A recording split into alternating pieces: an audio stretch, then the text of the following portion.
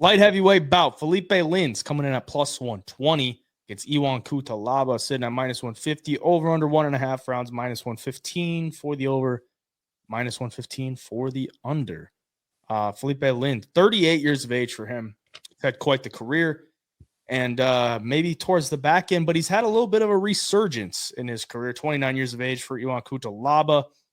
I was watching, his fights, and I was thinking, like, dang, Iwan Cutelaba looks undersized for 205. But then you got to factor in the fact that he's, fighting Kennedy Nzechukwu, Johnny Walker, Ryan Spann. Those guys are all like 6'5".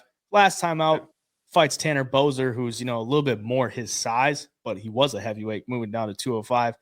Gets it done in the first round by knockout. We know he's going to be dangerous in the first round. We know he's going to shoot takedowns.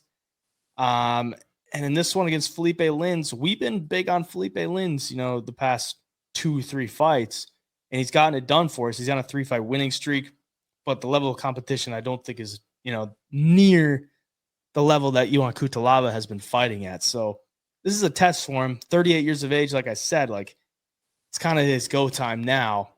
He's a dog coming in this one. When he's made us money in the past, it's always tempting to go back and take him as a dog, but I don't know if I like this matchup for him. What are you thinking? Yeah, betting wise, I think it might be dog or pass. Just because the one thing I look at here is Cutelaba, like you said, super dangerous in the first round. We've seen it time and time again. We saw it in those last fight live in Kansas City when he beat Tanner Boser in the first round, and he just comes with such aggression. I mean, even against Dustin Jacoby, took him down like 6-7 times in the first round, over and over. But he gasses out. And after he does, he's kind of a sitting duck. He gets hit a lot, and he gets rocked over and over, and he just doesn't really have much else to give. And sometimes he falls into that a guy hanging on for dear life. Now look at Philipe Lins. So far in his UFC career, 100% takedown defense. He's not exactly fighting guys who are, strong wrestlers by any means, but, guys that have tried, everybody's failed. He is a pretty big, strong guy. He's got some good striking as well.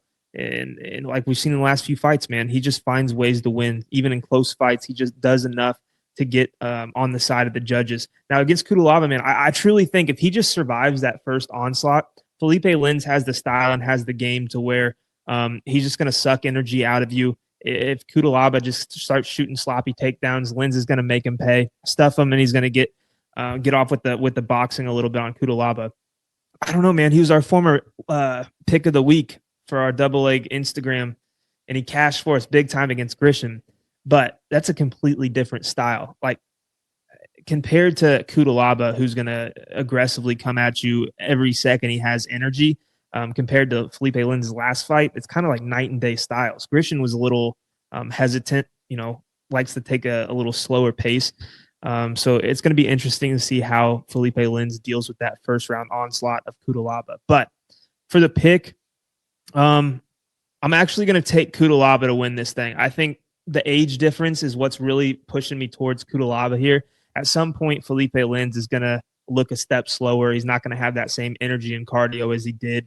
And, even though he should win if he survives the first round, that first round onslaught is tough as shit to survive from Cutelaba. So I could see Cutelaba finding some kind of finish in round one.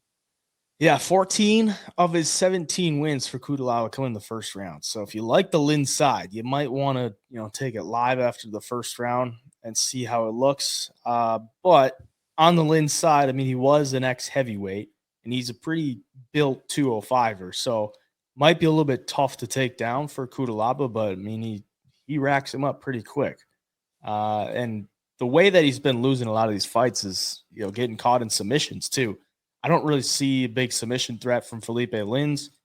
I think this is the time that I jump off the Lins train and I go with Iwan Cutelaba because the level of competition doesn't compare whatsoever.